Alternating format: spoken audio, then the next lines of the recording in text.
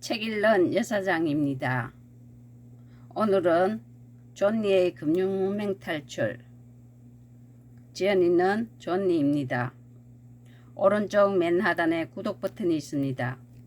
클릭해 주시면 더 좋은 동영상으로 보답하겠습니다.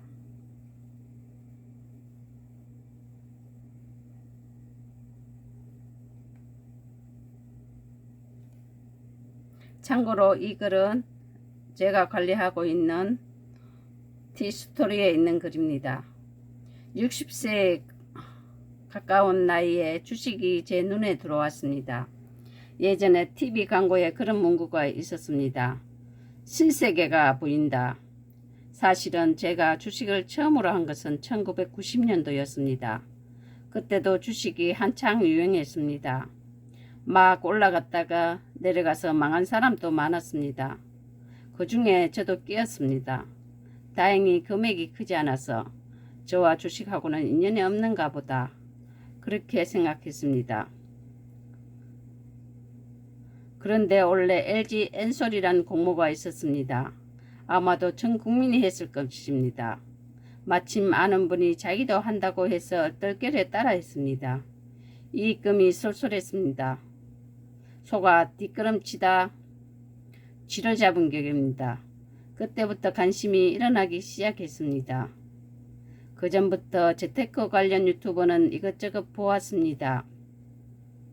주식에 관심이 일자 한 인물이 제 머릿속에 들어왔습니다. 그분이 바로 존니입니다. 이분은 아주 특이했습니다. 대학교를 중도 자퇴하고 미국 뉴욕대학교에 가서 회계사 자격증을 따고 회계법인에 다니다가 주식 펀드 매니저가 되었습니다.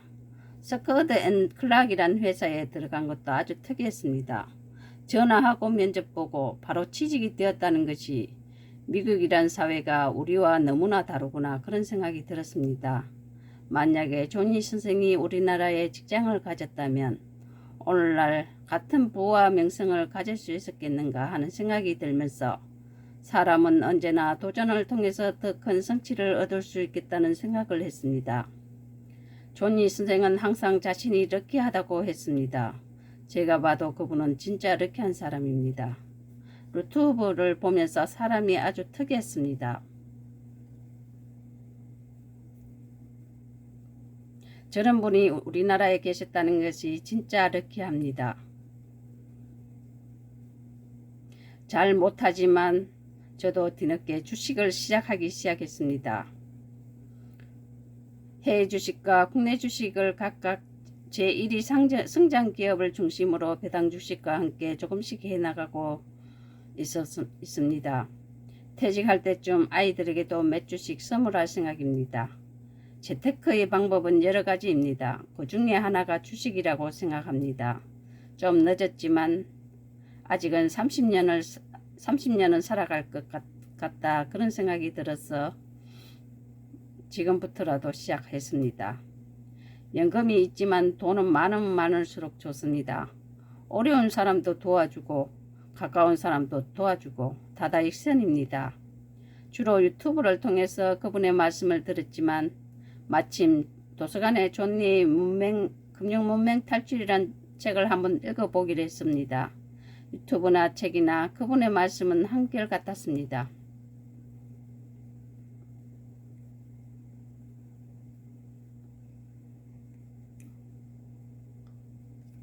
이 책은 주로 질문과 답을 중심으로 책이 짜여 있습니다.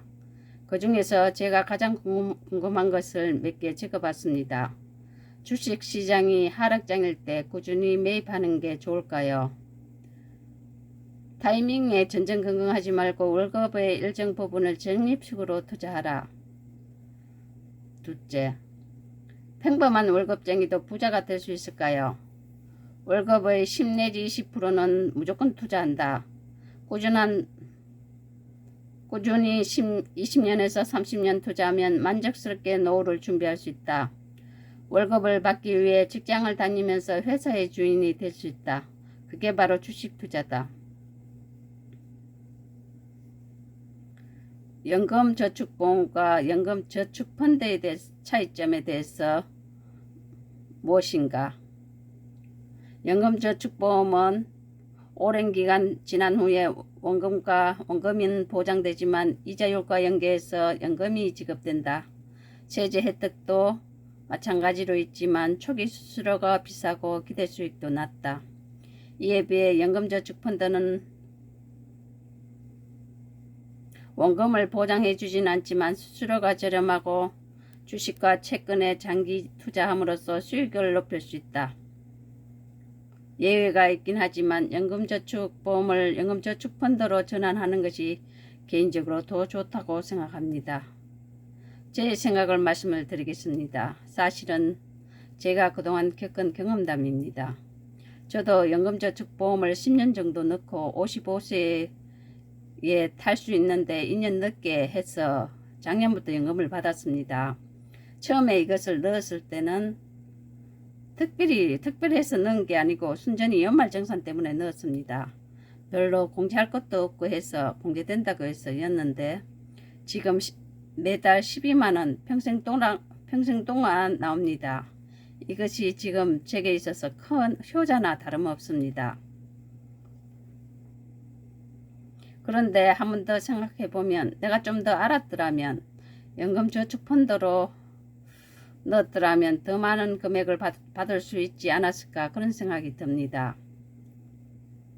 그 당시에는 그 얘기를 해주는 사람이 없었으니까요.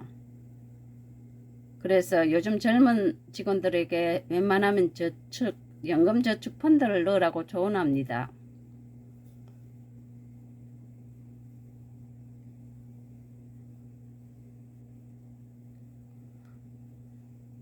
존니 선생은 사교육비에 대해서 사교육비는 우리 모두를 가난하게 만든다 고 말씀하셨습니다.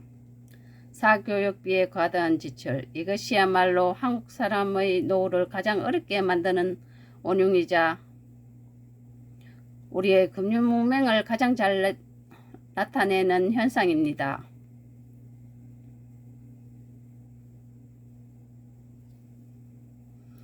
참고로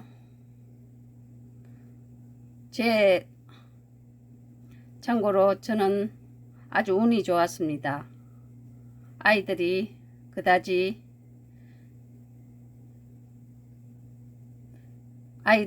야간 자습과 학원 다니기 싫다고 해서 억지로 시키지 않았습니다. 그래서 그 돈을 조금씩 모을 수 있었습니다. 언젠가 그 돈을 줄 생각입니다. 학테크라고 합니다. 예전에 그 얘기를 직원들과 얘기하면서 생각이 앞섰다면서 칭찬하는 직원이 있었습니다. 존니 선생은 그것을 생활화하라고 말씀하셨습니다. 내가 조금은 앞선 것 같다는 생각에 우쭐해집니다. 그래서 존니 선생은 1살 때부터 아이들 펀드를 가입하라고 권장합니다. 시간과 복리의 마법으로 아이의 인생을 바꿀 수 있다고 말합니다. 표는 아래와 같습니다. 1살부터 시작해서 25살에 1억 620만원을 확보하는 방법입니다. 하루라도 일찍 시작해야 합니다.